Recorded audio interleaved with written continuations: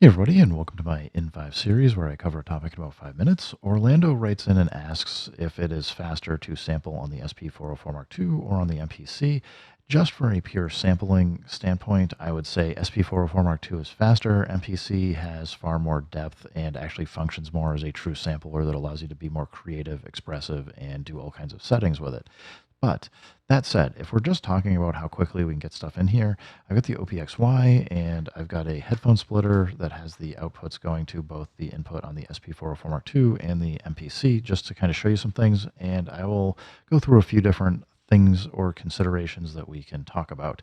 So first up, I'm just going to go record, and I've got basically just hit record. You hit the pad you want. I've got it in wait mode. This is generally what I would consider to be the fastest way to get something in. So with it in wait, if you want to get it into wait, just hold shift and pad 10. You can cycle through different types of waiting, and you basically just play and record. Then just tap it, play the note, tap record to stop. So like this will probably take like a minute to get through, but just for illustrative purposes, it's pretty easy to get a rhythm going here. And this is just a drum kit. I mean, like you could do any kinds of sounds, but really it's just, you're kind of held by the amount of time it takes for the sound to play and how mechanically you want to go about doing this. Couple things. Oh, I guess didn't trigger it. There we go. So, a couple things. Seemed like it was pretty quick. That was, as I said, like maybe a minute to get done. If I wanted to keep going and get the rest of this, I just need to take another bank here. It's not like a huge deal. We got plenty of space. Now, I can play these and they sound fine. I can pitch them up and down. I can do like different tricks, apply effects and stuff. So I got a pretty good canvas that I can play with for sounds here. Now, if you want to see how it works on the MPC, basically we've got an empty drum kit here. I am just going to double tap to go into the sampler, and we can see I can already hear it. If I can see it, the level coming in. I'm maxed out. I probably need to adjust the input volume, but whatever, it's fine. I'm just going to go put monitoring on because it doesn't turn monitoring on by default when you're recording, so you have to decide if you want it on or off.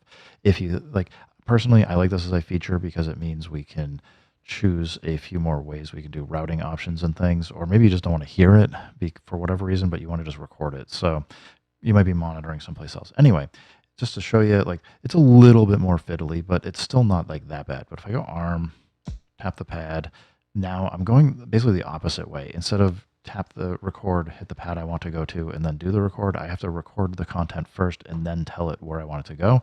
I do have an opportunity to name the sample here if I want to. I'm not going to bother with that because I didn't do it over here. It is very fiddly naming samples on the SP404 mk2.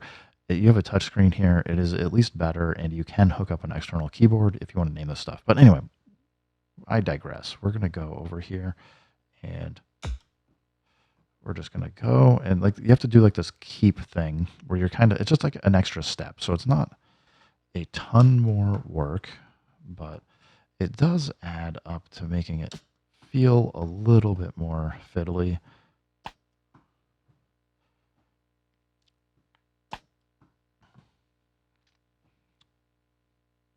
Where are we? Number 7-ish. I don't know. It doesn't really matter. I'm just trying to show you guys what this kind of looks like. And you can definitely get the muscle memory in place for doing this if you do it enough. I might be recording the same sample. That's not a big deal.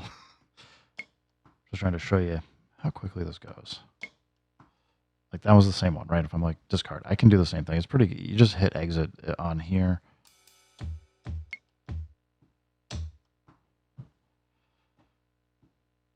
I think that was it.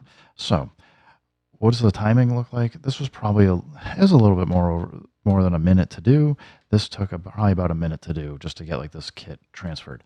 A couple of things though I wanted to point out is for differences. One, if basically whatever we have on the face here of the SP404 Mark II is what we can do for editing. We don't have ADSR envelopes, so you immediately you only have an ADR, so you don't have like a sustain.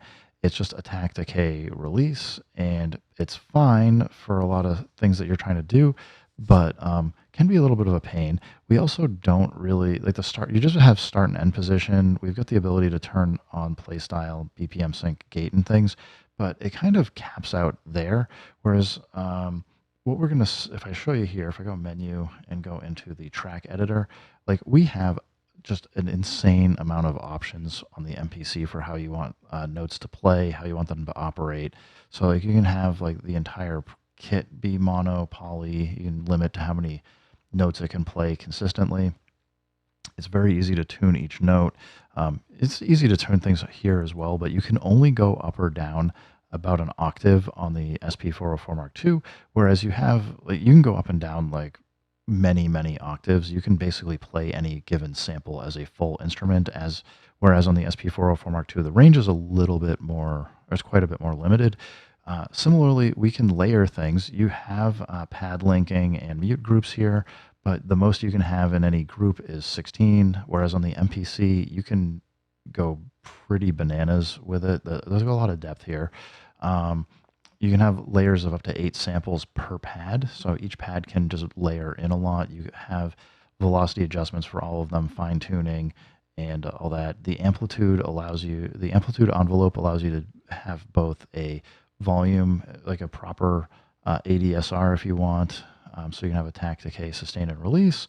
And you also have the same thing for the filter. We don't have filtering on the SP404 Mark II at all, except as an effect. So if you want to filter something, you're basically dedicating an effect to do it, whereas you can do this per sample on the MPC. Then you just get into all kinds of modulation routing. You can route LFOs and pad, how hard you hit a pad or where something is in a filter release. A lot of modulation you can do to get sounds. You have a effects per pad, as well as for the entire kit that are like the entire set of effects. Then there's like these mini like little effects that you've got. I think there's like 16 or 20 of them that they're just like very specific effects for like high pass filter, low pass, gain, clipper, decimator, bit crusher, and things that you can just come in here and adjust. Like you just tune your samples a lot better. Whereas the process on the SP404 Mark II, if you need to tune it, you're going to have to keep resampling and resampling and resampling. That's something on the MPC. You can kind of just get the sample in and then go work with it, which is cool. And then, we've got LFO 1 and 2. Again, those are sources that you can route things around. There's no real concept of LFOs except for on some of the specific effects.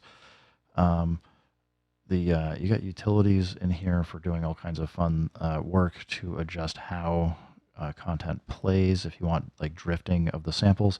And then you have this modulation matrix, which is just like further allowing you to automate how sounds go. So with all that said, Orlando, what I'm trying to get at for you is to understand that the SP404 Mark II is very quick to get stuff in, but doesn't give you as many options for updating the sounds, except for like a very slow resampling process.